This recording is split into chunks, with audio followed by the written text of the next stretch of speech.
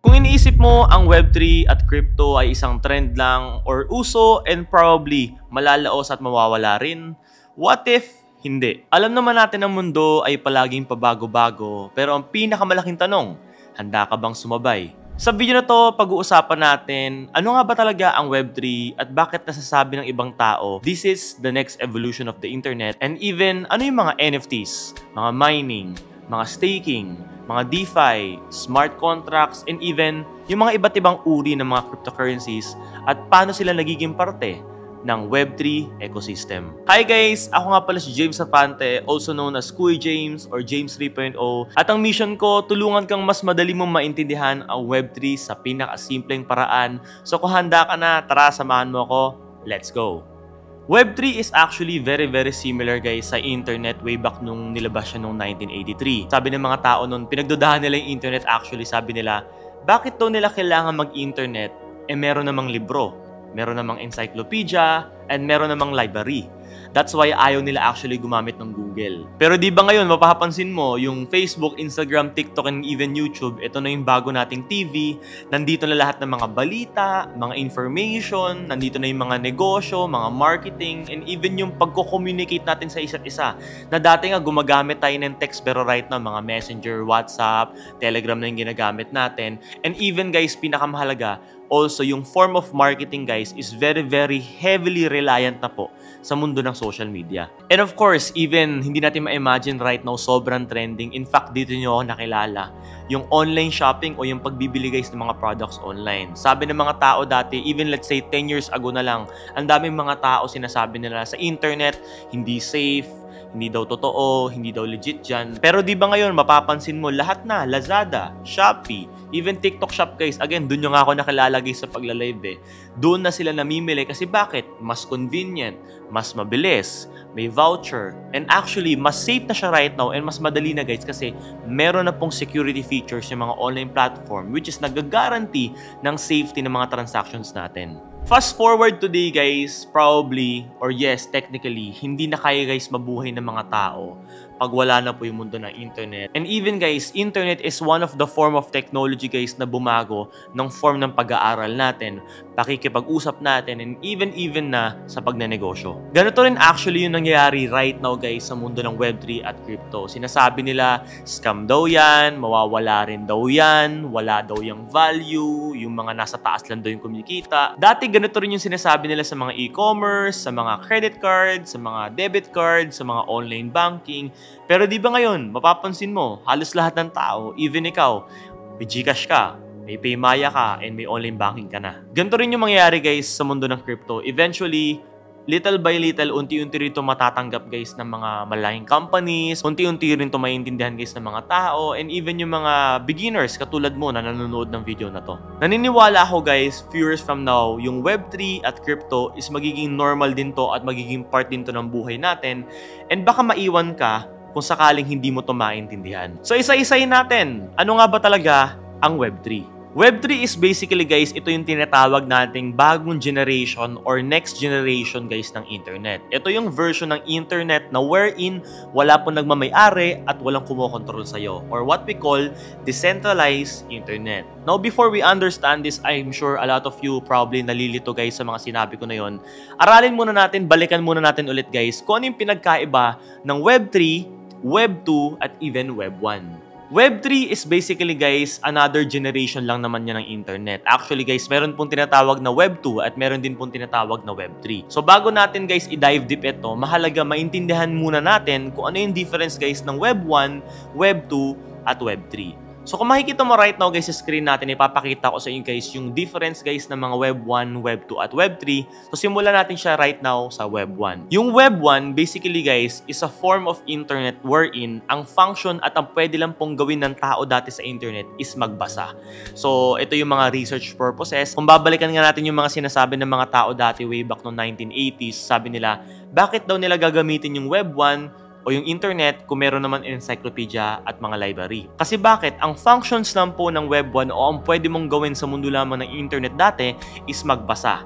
That's why ang main purpose lang po ng internet dati talaga is for research purposes or basically it's an online encyclopedia. So next is Web 2. Ano yung difference ng Web 2 sa Web 1? Basically, nung Web 2 na, hindi ka lang pwede magbasa. Pwede ka na rin magsulat. So ito na yung tinatawag nating Google, ito na yung tinatawag nating Facebook, wherein pwede ka mag-comment. Ito na yung tinatawag nating Instagram, wherein pwede ka na mag-story, or TikTok, which is pwede ka na mag-post guys ng mga sayaw mo, and even ako, pwede na ako mag-live. Again, yung Web 1, dati pwede ka lang makakita, read or watch lang ang pwede mo magawa. But right now, in Web 2, pwede ka na mag-upload. Pwede ka na mag-comment, pwede ka na mag-like, meron ka ng engagement na pwedeng gawin. Yun nga lang, ang problema guys sa mundo ng Web 2 is centralized po ito. Again, pag sinabing centralized, ibig sabihin, wala kang control dito at may tao o merong kumpanya o merong government agency na nagko-control sa'yo. What do I mean control?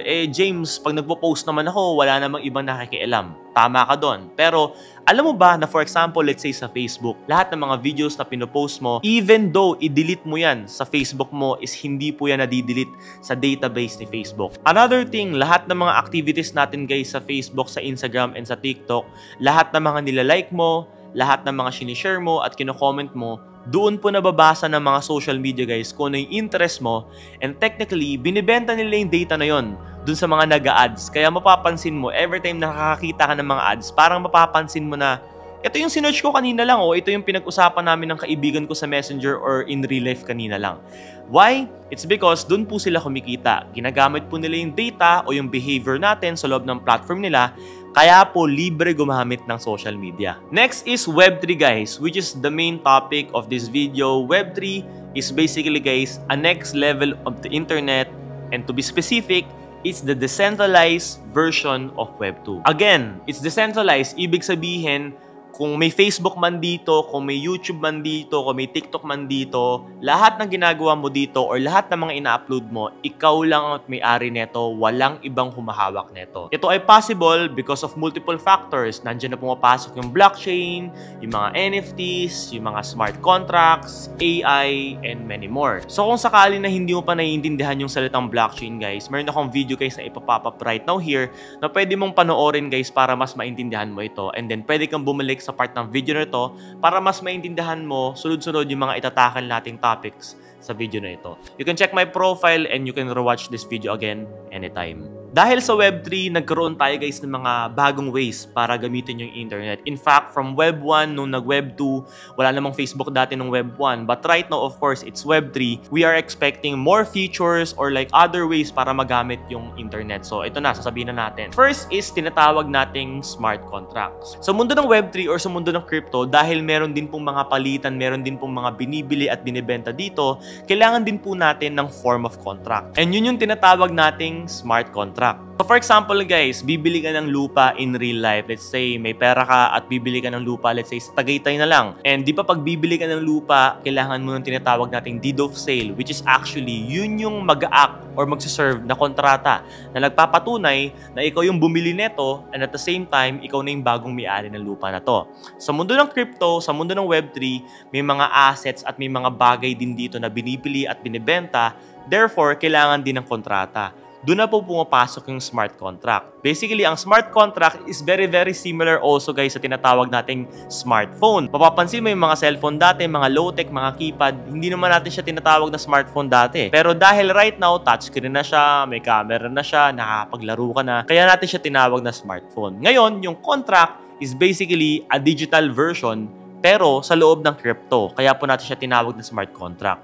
Right now, okay, James, smart contract, paano yung nag-i-exist yun? May pipirmahan ba ako dyan pag may binili ako? Wala na po. Dito sa mundo ng Web3 at sa mundo ng crypto, pag meron kang binili, automatically na po si blockchain o si Web3 or si cryptocurrency world itself na po, yung mag-guarantee at magsusulat in the blockchain, in the record, na ikaw na yung bagong may-ari neto, and automatically, maprove mo yun at mapapakita mo yun sa mga tao using the blockchain na ikaw ang tunay na may-ari neto. Therefore, kaya po siya tinatawag na smart contract. Dahil again, hindi mo na siya kailangan pirmahan, it's automated, it's automatic, hindi na po natin kailangan daanan yung mga manual ways para patunayan na ikaw ang may-ari nito. Next we have is NFTs or what we call non-fungible token. Probably nabasa mo na to somewhere or may nakita ka ng kaibigan mo na nag-crypto na nagpo-post or bumili ng ganito. Ito yung mga nakikita mong mga pictures na nagkakahalaga ng mga milyon-milyon. So tara pag-usapan natin yan. But before we dive into NFTs, pag-aralan muna natin, ano nga ba talaga yung meaning ng non-fungible token? From the word itself, fungible guys, ang meaning po ng fungible guys is basically pwede mong palitan or pwede mong i-replace yung isang bagay. Pag sinabing non-fungible, ibig sabihin, wala itong katumbas, wala itong kauri, at hindi mo to pwedeng palitan. Ibig sabihin, hindi mo siya pwedeng mapeke. Ito yung mga katulad ng mga paintings na talagang tunay na artist yung mga gumawa, or ito yung mga collectible toys na mga original, o yung mga sneakers na mga totoo. So mapapansin nyo, itong mga bagay na to may mga value ito. Kasi bakit? Sila po yung mga bagay na mayroong demand na hindi siya pwedeng palitan at talagang kinokolekta talaga siya ng mga collectors o mga artists. Pinaka-example nito guys sa mundo guys ng Web3 and probably nakita mo na to somewhere. Number 1 is NBA Top Shot. So ito yung mga digital trading cards ng mga NBA. So yes, it's part of Web3 and crypto at the same time. It's considered as an NFT. Kasi bakit? Nabibili po siya and hindi po siya pwedeng palitan, hindi rin po siya pwedeng mapeke. Number 2 is yung mga unggoy or what we call Bored Ape Yacht Club or BAYC na nagkakahalaga even 1 million to 30 million pesos. Grabe! Isang picture, 1 million to 30 million pesos. So basically, itong mga unggoy na to serves as a digital art and at the same time, a digital version of an exclusive club sa mundo ng crypto. Sa mundo ng crypto, pag meron ka nitong NFT na to, which is yung BAYC, part ka ng isang community guys na enclosed at mga matataas na tao. Another example guys, for sure, nakita nyo na to somewhere, Axie Infinity. Yes, tama ang narinig mo, Axie Infinity. Ito yung mga in-game characters na dati tinitrade natin or binibili natin gamit yung totoong pera or Ethereum. Ito yung mga NFTs also na kailangan mong bilhin para makapaglaro ka ng mga tinatawag nating play-to-earn games.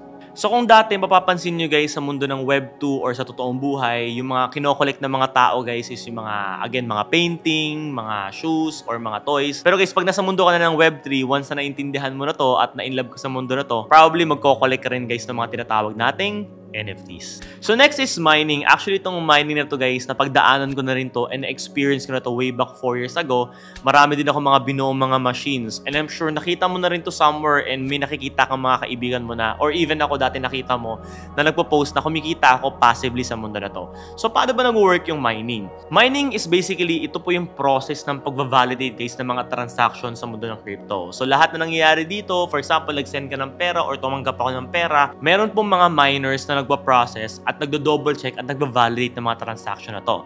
Very, very similar po ito sa mga bangko wherein meron silang mga bank tellers, which is again, diniscuss natin yung sa previous video natin na what is blockchain. So again, kung di mo pa napapanood yung what is blockchain, pwede mo rin yung panoorin para mas maintindihan mo tong video na to. Kung sa totoong buhay, yung mga bank tellers yung nagba-validate at nagpa-process ng mga transaction natin whenever gumagawa tayo ng mga over-the-counter na deposit and withdrawal, sa mundo po ng crypto, mga computers na po yung gumagawa nun. So basically, automated na to ng blockchain. And in exchange, dahil kumikilo sila or gumagawa silang trabaho for the blockchain, nakakakuha sila ng crypto bilang reward. So to cut the long story short, yun yung parang sahod ng mga miners. So even Bitcoin actually pwede mo siyang i-mine. So yun yung tinatawag nating also Bitcoin mining. So next is gas fees guys. Gas fees is basically very, very similar po sa what we call transaction fee sa totoong buhay. So di ba sa totoong buhay, every time na nag-transfer ka ng pera, meron tayong tinatawag na transaction fee, InstaPay fees, or convenience fee whenever gagamit ka ng mga GCash and whatnot. Sa mundo po ng crypto, meron din pong ganon. And ang terminology po dito is gas fees. Ito rin pong mga gas fee, ito rin po yung nagsuserve or ito rin po yung ginagamit na pambayad sa mga miners every time na pinaprocess po nila yung transaction fee natin. So again, to cut the long story short, para hindi ka malito, ang meaning lang po ng gas fee sa mundo po ng Web3 at crypto is transaction fee. Next is airdrops, guys. I'm sure a lot of you guys, again, nakita nyo na to somewhere or narinig nyo na to somewhere. In fact, this is the most interesting category, guys, ng crypto at Web3 sa Pilipinas. Bakit? Airdrop is basically a free crypto token. Yes, tamang narinig mo, free. Libre po ito na binibigay galing po sa mga blockchain projects bilang isang promotion. In real life, isipin mo ito para itong free taste or libreng sample guys ng isang produkto sa isang mall. Ibinibigay ito ng mga crypto projects para i-encourage yung mga tao na i-testing or gamitin yung platform nila since bago nga lang sila. Or it can also just be a reward kasi part ka ng isang group or isang community guys sa loob ng Web3. Again, wala itong bayad and kailangan mo lang sumali sa mga campaigns nila or kailangan mo lang sundin yung mga mechanics or instruction nila sa mundo na to.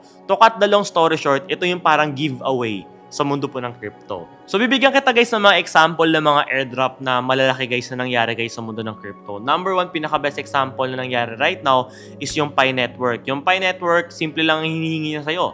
Ida-download mo lang yung app niya, magki-KYC ka lang. Pag sinabing KYC, ito yung mag-verify ka lang ng identity mo or nagsasubmit ka ng mga valid IDs mo or nag-face ID ka.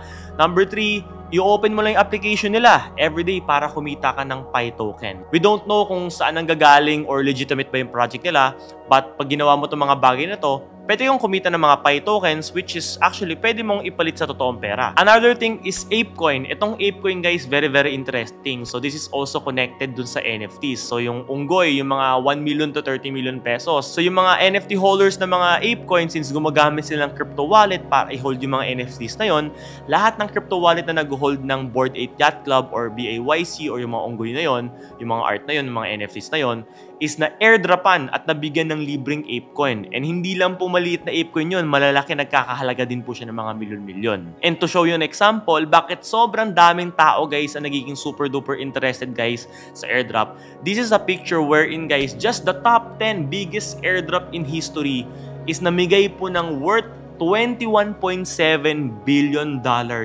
for free to its users by just following mechanics or kung ano man yung hinihingi nila sa mga project nila. Kung sa real world may free sample, sa Web3 naman, meron naman pong airdrops. Next is wallets. Wallets is basically, ito yung parang digital bank mo sa mundo ng Web3 at crypto. And dito mo po nilalagay at dito mo na-access yung mga pera mo sa mundo ng crypto at Web3. In real life, again, isipin mo, para mo lang tong bank account o para mo tong physical wallet mo. So meron pong mga tinatawag na mga hot wallets dito at meron din pong tinatawag na mga cold wallets dito. Okay, ano yung difference ng hot wallet at cold wallet? Cold wallets is basically yung mga wallet sa mundo ng crypto na mas mataas o mas mahigpit yung mga security feature. Ito yung nangangailangan ng tinatawag natin mga ledger or even mga trezor. So itong mga ledger at mga trezor, ito yung parang OTP or two-way authentication process wherein kailangan mo itong i-touch or kailangan mo itong physically pindutin whenever gagawa ka ng transaction sa crypto wallet mo or sa cold wallet mo. So sobrang safe actually talaga ng cold wallet. Why? So let's say merong naka-hack o merong naka-access ng wallet mo guys sa mundo ng crypto. Let's say magsisend sila ng pera. Hindi nila masisend yung pera kundi nila hawak physically yung ledger o yung trezor mo. So pinaka-best example guys nito sa mundo ng crypto guys sa hot wallet, ito yung tinatawag nating mga MetaMask, Phantom, or even mga Binance, OKX, and Bybit. Ito yung mga digital wallet mo na nagagamit mo sa cellphone mo or even sa mga computers mo. And we also have again yung Ledger and Trezor. Ito yung parang vault and super secured wallet option or cold wallet option para sa pera mo. Kung sa real world, may wallet ka para sa mga cash mo, sa mundo ng Web3, may crypto wallet ka, simple as that. Next is staking. Staking is basically para kang nagde-deposit ng crypto mo. Ang kapalit, meron itong passive income or interest. In real life, pinaka-best example nito is yung tinatawag nating time deposit sa bangko. Pero sa mundo ng crypto, much better yan. Let's say, for example, nilagay mo yung pera mo sa Binance. By the way, kung hindi mo alam ang Binance, Binance is the #1 and biggest exchange in the whole world.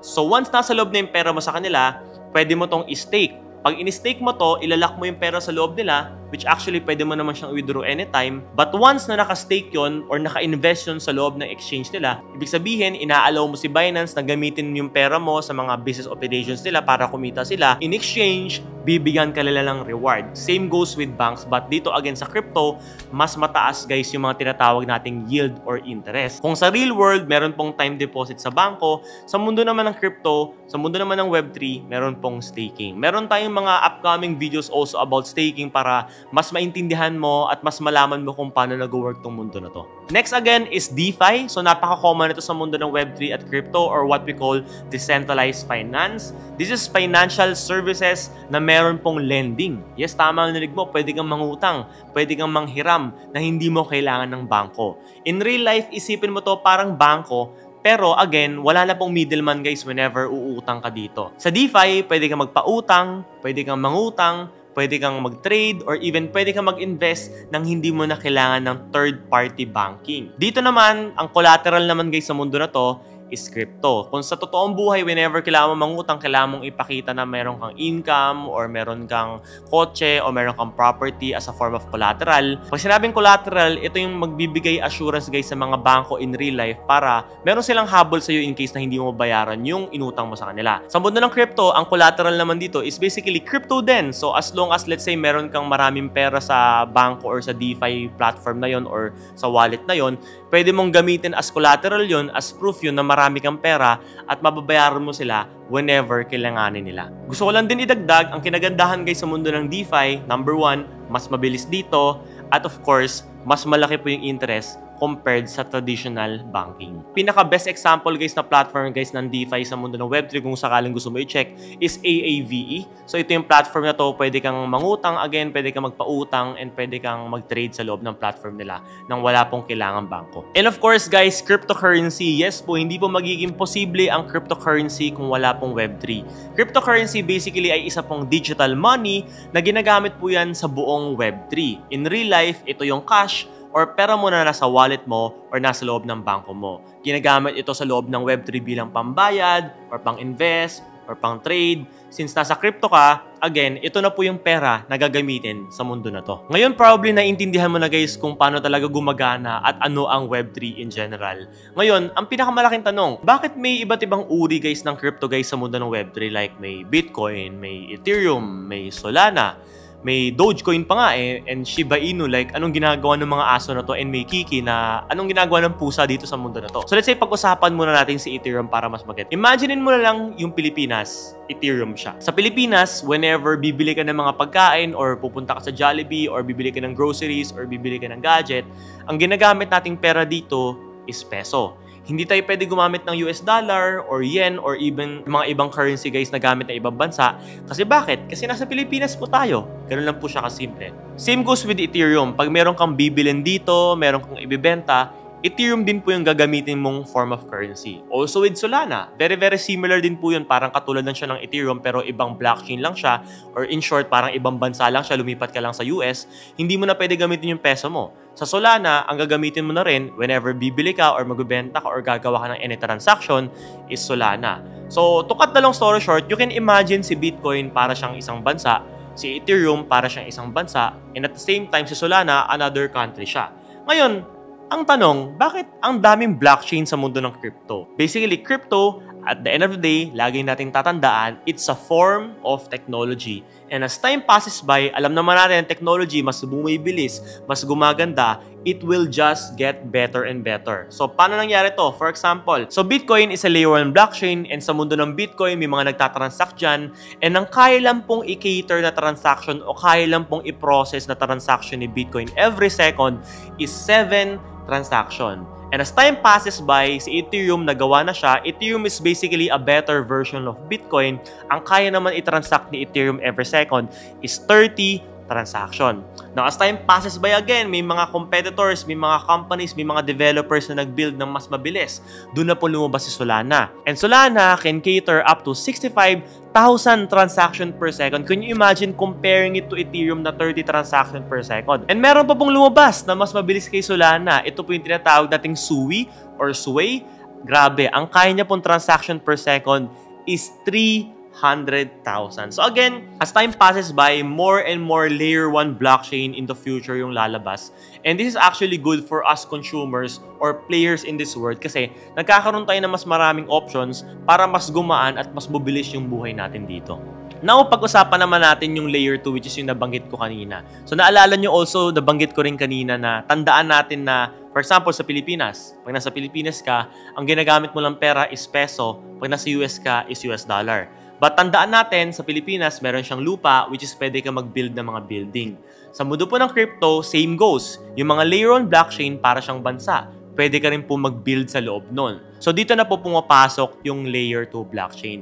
Yung layer 2 blockchain is actually a solution or a project para tulungan yung Layer 1 blockchain sa mga limitation niya. For example, si Ethereum, di ba ang bagal niya? 30 transaction lang siya per second compared kay Solana na 65,000 transaction per second. So ginawa ni Ethereum, gumawa siya ng project which is what we call Polygon or Matic. Ngayon, si Polygon or Matic is nabubuhay siya on top of Ethereum which is a Layer 1 blockchain. Ngayon, may Layer 2 na si Ethereum which is what we call Polygon Matic. Ngayon, si Polygon Matic can cater up to 65,000 transaction per second na, which is same na po kay Solana. Kaya nag-e-exist po ang mga Layer 2 blockchain on top of Layer 1 blockchain para maka-cope up sila sa demand na meron right now. So basically, again, for example, Polygon Matic, this Layer 2 provides cheaper gas fees and at the same time, faster transaction fee but still inside Ethereum ecosystem. But this time, once na ginagamit mo itong Layer 2 blockchain ito, ang gagamitin mo ng pang gas fee, ang gagamitin mo ng pang currency whenever bibili ka or magtatransact or magbebenta ka is Polygon Matic na po. But, ang kinagandahan, kahit Layer 2 siya, nagagamit niya yung mga security or yung mga features at the same time ni Ethereum. Next is Layer 3, guys. So finally, guys, nasa Layer 3 na tayo and Layer 3 is actually where the fun starts. So dito po nag-e-exist yung mga tinatawag natin mga dApps or decentralized applications. Decentralized applications, ito yung mga para mga games or kung magkakaroon man ng mga Facebook, Instagram, TikTok, or YouTube, guys, sa mundo ng crypto in the future, dito po sila mag-e-exist sa mundo ng Layer 3 and tatawagin po natin silang dApps or decentralized apps or dApps. So, dito rin nabubuhay yung mga NFT games katulad ng Axie Infinity wherein also nagkakaroon sila ng mga extra in-game currency. So, pag naglaro ka ng game sa loob ng mundo na to, pwede kang kumita ng SLP. So, imagine niyo kanina dun sa Layer 1, ang ginagamit nating currency is Ethereum. Sa Layer 2, ang ginagamit na nating currency is Matic or Polygon. Sa Layer 3 naman, ang ginagamit mong currency since nasa loob ka na ng game or nasa loob ka na ng decentralized application or dApps is SLP na.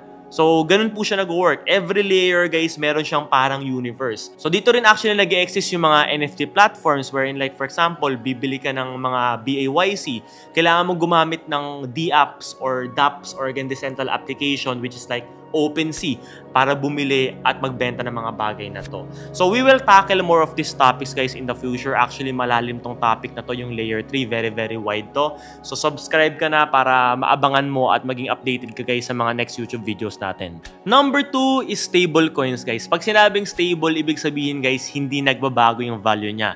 So, ito yung kabaliktaran, guys, ng mga other cryptocurrency sa mundo na to na tinatawag natin mga volatile, like for example, Bitcoin. Every second, nagbabago-bago yung value niya. Ang purpose bakit nag-i-exist ng mga stablecoin na to, this is the token or this is the cryptocurrency na ginagamit natin whenever magte-take profit ka sa mundo na to. For example, let's say, 5 years ago, bumili ka ng Bitcoin and probably right now kumita ka na, nag-times 5 or nag-times 10 na yung pera mo. Pag iti-take profit mo siya, ang gagawin mo, i-convert mo siya into a stablecoin. Pag naka-stablecoin na siya, ang kinagandahan dito, one stablecoin, for example, 1 USDT is equal to $1 and hindi na magbabago yun, fiction.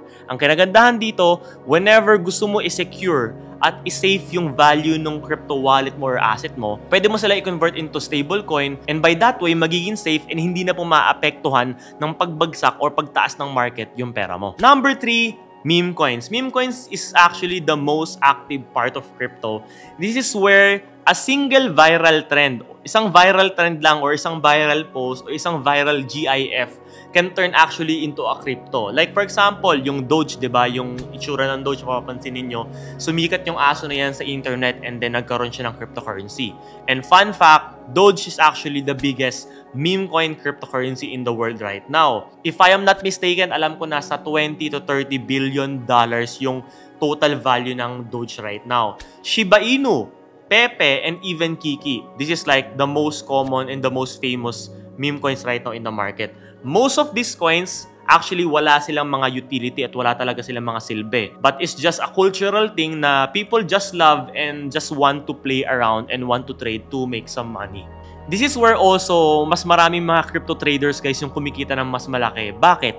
Kasi mas volatile po yung market na meme coins. Like imagine, a meme coin can go down 20, 50, 30, 80% in a day and a meme coin can actually go up even 20, 100, 200% in a day. Which is actually, ito yung pinaka hinahanap talaga ng karamihan ng mga crypto trader and that's why meme coin is the most active part of crypto. Number 4 is AI tokens right now. So I'm sure guys, marami na po sa inyo ang familiar na talagang sobrang trending at sobrang viral talaga ng AI right now. In fact, a lot of phones, a lot of applications, a lot of websites ay meron na pong AI. And of course guys, magkakaroon din po niyan sa mundo ng crypto and Web3. Itong mga AI tokens is mostly paired or meron siyang katumbas na AI agent. Itong mga AI agent is actually someone or an AI na pwede mong kausapin or pwede kang mag-interact sa loob ng Web3. Actually, very similar to sa meme coin. Wala naman talaga silang super deep purpose, but meron silang function. Pwede kang mag-engage sa kanila. The popularity of this coin will be also based kung gaano kasikat yung AI agent na yun, kung gaano rin po kadaming gumagamit nun. So the more the AI agent or the AI project itself is more popular, the more na mas tumataas din po yung presyo ng coins. So that's why nakikita ko talaga itong mga AI agent, AI token na to is very similar to meme coins. But again, kung nalilito ka sa AI agent guys, AI token, don't worry, magkakaroon din tayo guys ng separate video about this in the future. So subscribe na. Ngayon, for sure, mas malino na guys sa inyo kung paano binabago ng Web3 ang paggamit natin ng internet. Mula sa simple browsing lang sa mga social media platforms ninyo, nagkaroon na tayo ng crypto, nagkaroon na tayo ng NFTs, nagkaroon na tayo ng DeFi, AI, at iba pang mga bagay o iba pang mga technology sa mundo na to. Ngayon ang best time para mag-aral at sumubay ka sa pagbabago at sa movement na to. At kinagandahan nito, hindi mo siya kailangan gawin mag-isa. Nandito ako at ang buong James Tripreneur community para tulungan at gabayan ka. So I'm inviting every one of you guys to join our Telegram community. Libre lang po yan guys. Perfect na perfect po yung community na yan kung sakaling may mga extra question ka about this video. Pwede mong itanong yun guys sa loob ng community natin guys. 24/7 active at online po yung mga tao doon and willing kami tulungan at gabayan ka sa journey mo guys sa mundo ng Web3. Link in the description po yan guys. So go, sumali na kayo. So sa susunod nating video guys, pag-uusapan naman natin guys, paano ba yung tamang pag-research, at least for the beginners, yung basic research tools na kailangan ninyo para makapagsimula na kayo sa mundo na to, and at the same time, paano ba mag-invest sa mundo ng crypto. Para hindi ka mahuli sa updates, don't forget to like, share, you can comment also on this YouTube post, and don't forget to subscribe guys. I-click on notification bell. Again, I am James Afante, also known as Kuya James or James Tripreneur. Again, ang goal ko, gawing simple, practical, accessible, at relatable ang Web3 knowledge para sa lahat po ng mga Pilipino. Hindi mo agad kailangan maging expert sa mundo na to. Ang mahalaga, nagsisimula at nagpupursige ka. Web3 is coming guys, whether you like it or not. The only question is, magpapaiwan ka ba o sasabay ka? See you all. God